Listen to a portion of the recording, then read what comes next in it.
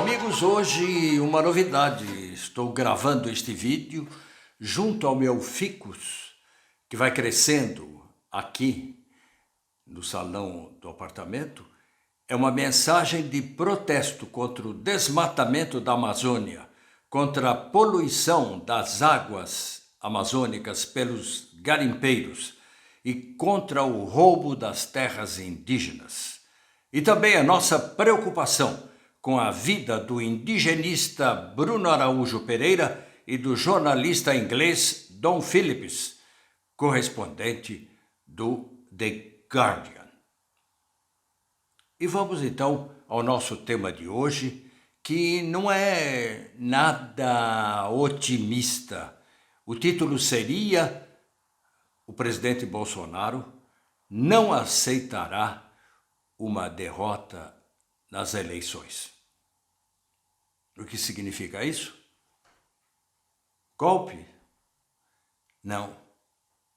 Golpe talvez não, porque ele não tem o apoio para fazer o golpe, mas uma agitação que pode degenerar e que pode tumultuar a vida brasileira. Tudo é possível com esse presidente Bolsonaro. Meus amigos, faz um ano, aqui, foi o meu segundo vídeo, aqui no YouTube, o vídeo Até Quando Abusarás da Nossa Paciência? Eu recorria a uma série de discursos do procônsul romano Marco Túlio Cícero, pronunciadas no Senado de Roma, cerca de 40 anos antes de Cristo, adaptando essa série de discursos à realidade brasileira, onde o conspirador e golpista da época, Lúcio Sérgio Catilina, pode ser facilmente identificado com o Bolsonaro de hoje, o Bolsonaro de nossos dias, com sua milícia e seus seguidores, conspiradores e golpistas. Durante o passar desses 11 meses, de julho do ano passado até agora, a situação de ameaças golpistas feitas pelo presidente Bolsonaro não terminou, mas assumiu outros contornos. Embora a base seja sempre a mesma, a alegação mentirosa e sem fundamento de risco de fraude nas eleições com voto eletrônico. Com essa constante repetição por antecipação da mentira de eleições fraudulentas em outubro, tanto a imprensa como os candidatos adversários do presidente Bolsonaro acabaram se acostumando com essas mentiras, a ponto de agora, 16 semanas antes do pleito, acharem não haver risco nenhum de subversão da ordem democrática. A ponto de agora, poucas semanas antes do pleito, acharem não haver nenhum risco de subversão da ordem democrática. Solerte agitador, matreiro e mentiroso contumaz, Bolsonaro conseguiu seu intento: desmobilizar seus adversários à força de repetir descaradamente em público seu projeto golpista, a ponto do seu projeto criminoso de golpe passar a ser considerado como falácia, conversa mole, delírio. Mas não é.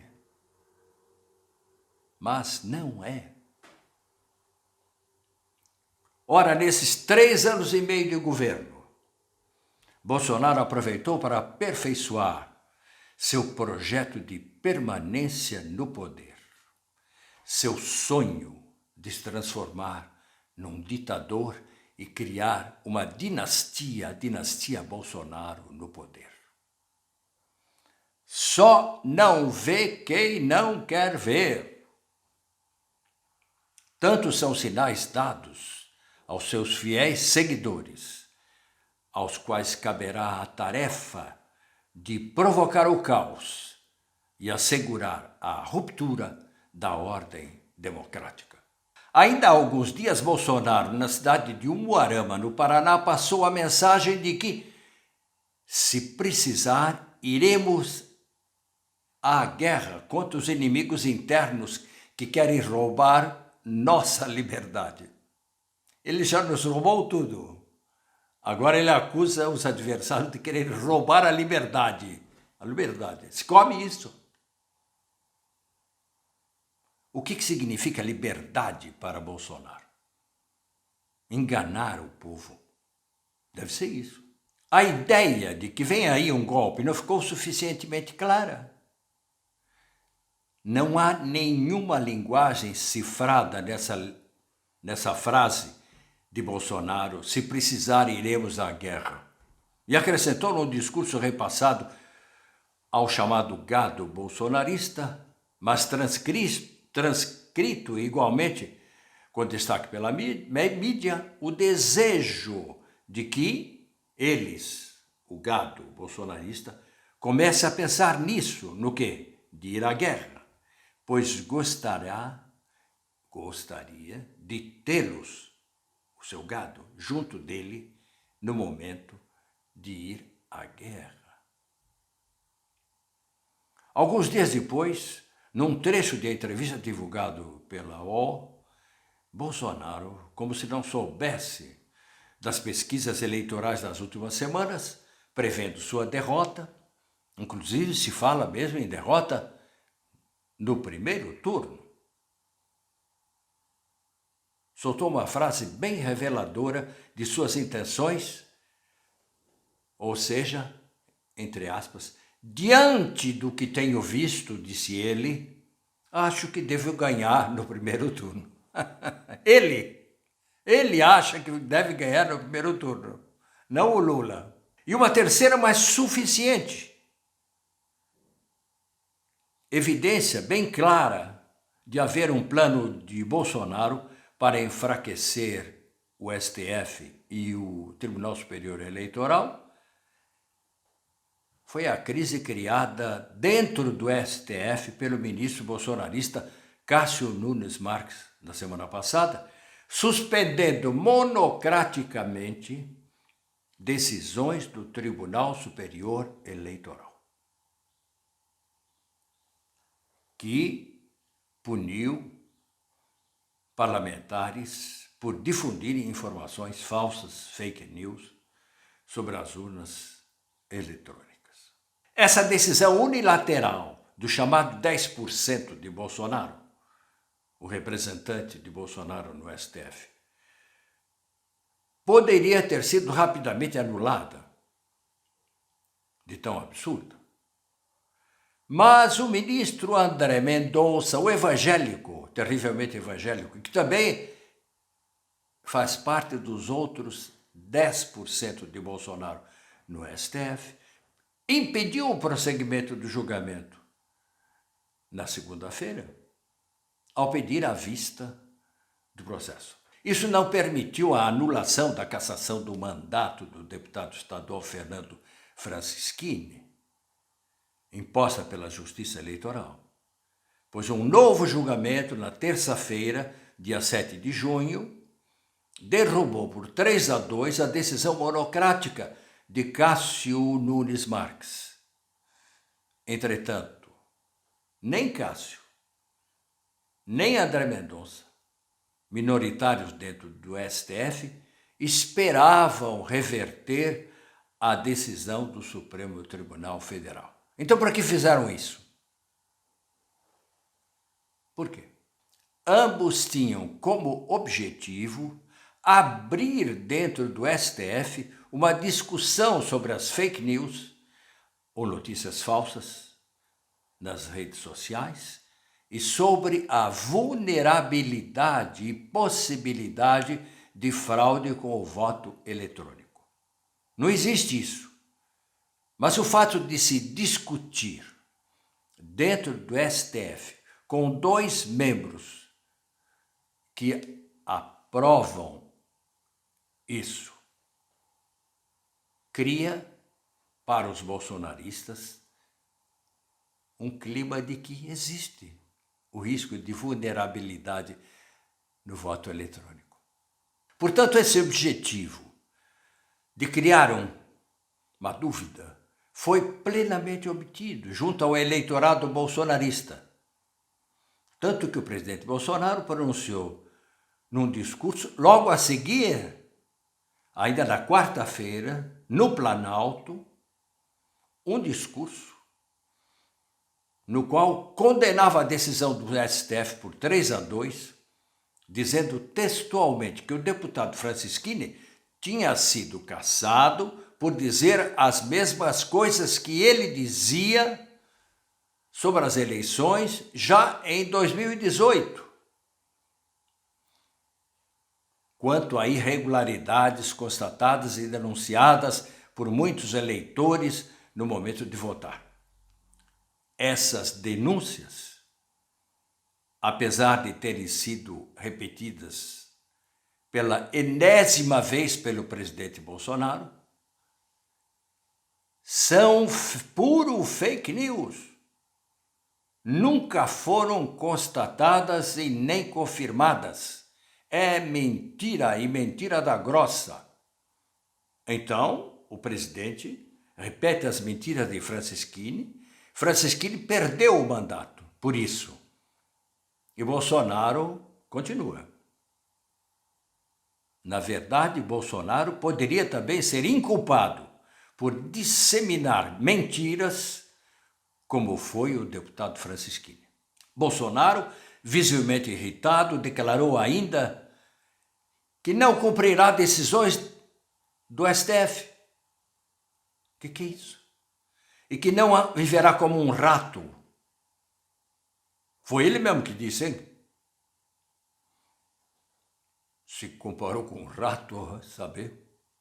Num discurso tendencioso, utilizando argumentos falaciosos, mentirosos, falsos, e deixando claro, como sempre tem feito, que só aceitará o resultado das eleições, entre aspas, se tiverem sido limpas e seguras. Ou seja, veja só a jogada. Se não forem por voto eletrônico, porque ele considera o voto eletrônico não limpo e não seguro. E reclama a participação militar no processo, no controle das eleições. Repetindo que no passado ganhava quem tivesse votos impressos nas urnas, não num cofre controlado por alguns. E não existe essa história de cofre. O voto eletrônico não fica num cofre. Isso é outra baboseira, é outra mentira. É uma imagem que ele cria para aumentar a insegurança na cabeça do gado bolsonarista, que vai servir para alguma coisa que eu vou contar logo a seguir. Nesta altura, meus caros amigos, não resta qualquer dúvida, mesmo se eu tenho amigos que minimizam o risco de haver confusão nessas eleições. Bolsonaro contestará a validade do resultado das eleições e provocará uma crise institucional. A única maneira de se evitar seria, mas agora é tarde demais, a chegada desse caos trombeteado por Bolsonaro e que poderá custar vidas humanas, hein? Seria de se iniciar contra ele imediatamente um processo de impeachment por apregoar mentiras e falsas informações sobre o voto eletrônico, por incitar seus seguidores a não aceitarem os resultados das eleições de outubro, por deixar claro suas intenções golpistas caso não seja reeleito e por querer provocar, com suas frases invocando o uso de armas, um clima de reação armada no país. Veja só o risco que estamos vivendo. Há uma razão pela qual costumo assimilar o senador romano Catilina ao presidente Bolsonaro. Catilina, sedento pelo poder, não podia se conformar com a dupla derrota que tinha sofrido ao posto que ele queria de cônsul. E para se vingar e para compensar essa derrota, iniciou uma conspiração junto aos nobres e à elite romana naquele ano de 63 a.C. Um complô foi organizado com o plano de assassinar personalidades importantes e senadores. E esse golpe, e esse complô, e essa sedição começaria com o assassinato do cônsul Cícero, que, advertido sobre esse perigo, se protegeu e lançou as tropas romanas contra os seguidores de Catilina. O próprio Catilina acabou sendo morto nesses combates e seus seguidores também. Documentos sobre Catilina lhe descrevem como alguém de grande maldade e cupidez, responsável por torturas e mortes atrozes, como a do seu cunhado Marcus Marius Gratidianus, que foi decapitado depois de lhe terem quebrado os braços, as pernas e arrancado os olhos. Maldade total. Esse era Catilina. Na juventude, Catilina teria assassinado sua primeira esposa e seu filho para poder se casar com outra mulher. Ao repetir faz alguns dias, voltamos a falar de Bolsonaro. Portanto, quando Bolsonaro repetiu faz alguns dias não acreditar numa derrota, lembra-se que eu falei logo no começo, dizendo que ele é capaz de ganhar no primeiro turno, quando as sondagens e as prévias dizem justamente o contrário? Quando ele diz não acreditar numa derrota, na verdade o que ele quer dizer é não aceitarei uma derrota. E o plano provável de Bolsonaro seria o de reforçar ao máximo, junto aos fiéis seguidores, um clima de desconfiança no voto eletrônico. Às vésperas das eleições, agora estão falando no 7 de setembro, utilizando suas redes sociais e declarações. Tão logo sejam divulgados os resultados das eleições de outubro, do primeiro turno, no qual, inclusive, pode ser que o Lula ganhe. Caso se confirme sua derrota, é provável Bolsonaro fazer uma declaração denunciando fraude nas urnas eletrônicas. E com isso poderá deflagrar uma crise institucional. Dependendo a sequência dessa crise, da reação da Câmara, do Senado, dos policiais e militares, havendo manifestações, imaginamos que num caso desses haverá manifestações a favor e contra Bolsonaro em lugares diferentes que poderão degenerar com o uso de armas, mesmo porque, segundo informações que tivemos, foram distribuídas pistolas para muitos policiais do Rio de Janeiro. Ninguém sabe por quê. Ou será que sabem? O Tribunal Superior Eleitoral, que será comandado a partir do mês de agosto pelo juiz Alexandre de Moraes, poderá ter algumas de suas decisões derrubadas pelos 20% do STF. E é aqui que se reforça a crise de desconfiança no STF e no Tribunal Superior Eleitoral. Essa desconfiança, como já dissemos, começou com o ministro Cássio Nunes Marques, secundado depois pelo André Mendonça, reforçando a crise institucional quando Bolsonaro poderá dizer: perdi, mas houve fraude nas eleições. Não perdi, houve fraude nas eleições. Seria o momento em que Bolsonaro convocaria então seus seguidores para, vocês se lembram o que eu falei, irem à guerra. Eles irão, fanáticos como eles são, muitos irão. A maioria não irá. A crise é muito grande. O problema atualmente não é golpe. O problema é comida, é inflação, é o preço do combustível. O que Bolsonaro está fazendo é um divertimento, é um desvio para ficar no poder. Tarso Genro, que foi ex-prefeito de Porto Alegre, declarou recentemente haver o risco de golpe ou de confusão nas eleições. O próprio Alexandre de Moraes deixou numa última declaração no ar que não vai ser fácil esse mês de outubro. Mas, se houver, Bolsonaro não fica no poder, disse Tarso Genro.